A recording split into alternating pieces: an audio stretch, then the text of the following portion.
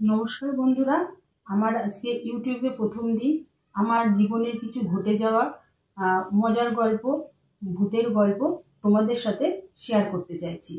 তো আজকে আমি একটা ব্রহ্মদৈত্যর গল্প দিয়ে শুরু করব। এটা আমার বাবার সাথে ঘটে গেছে সেই একটা গল্প। যদিও গল্পটা খুব ছোট, তবুও খুব রিয়েল গল্প, তো সেই কারণেই আমি এটা তোমাদের সাথে শেয়ার করতে চাইছি। তো আমার বাবা রানাঘাটে সোনার দোকানে কাজ করতে। একদিন আমার বাবা ট্রেনে করে আসে। তো সেই অনেক রাত হয়ে গেছিল। সেই সময়কার হয়তো 11:30, অনেকটাই রাত।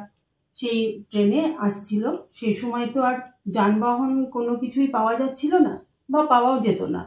তো আমার বাবা হেঁটেই আসছিল। আস্তে আস্তে কিছুটা পথ আসার পরে গাছের কিছু একটা আমার বাবা ফলো করেছিল। তো আমার বাবা ভাবছিল যে তার সাথে হয়তো কিছু একটা ঘটবে। তো আস্তে আস্তে দেখে যে হঠাৎ একটা বিশাল বড় পা। তো পাটা দেখার পরে বাবা তো প্রচন্ড প্রথমে ভয় পেয়ে গিয়েছিল। তো ভয় পাওয়ার পরে আমার বাবা কি বলবো, এগোতে তবুও এগোচ্ছিল। এগোতে এগোতে তারপরে দেখে যে একটা শিব মন্দির রয়েছে। তো ওই শিব মন্দিরের ওখানে একটা পা, আর কিছুটা দূরে আর একটা শিব মন্দির আছে, সেখানে আর একটা পা। তো আমার বাবা গড় হয়ে প্রণাম করে তাদের কাছে অনুরোধ করছিল যে তোমরা আমাকে কি আমার সাথে তোমরা খারাপ কিছু করো না। তো আমি তোমাদেরকে কিছুই বলবো না, কিছুই করবো না, আমার পথের থেকে সরে দাঁড়াও। তো আমার বাবা করলো কি, অনেকক্ষণ পরে দেখলো যে আস্তে আস্তে উনি সরে গেছে। তো এইভাবে আমার বাবা প্রথমে প্রচন্ড ভয় পেয়েছিল।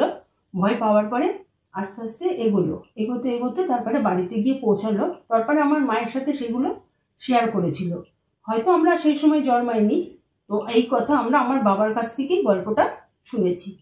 নমস্কার। যদি আমার গল্পটা তোমাদের ভালো লেগে থাকে, তাহলে তোমরা আমার এই চ্যানেলটাকে সাবস্ক্রাইব করে দিও। আর আমি তোমাদের আরো অনেক নতুন নতুন গল্প তোমাদের সাথে শেয়ার করব।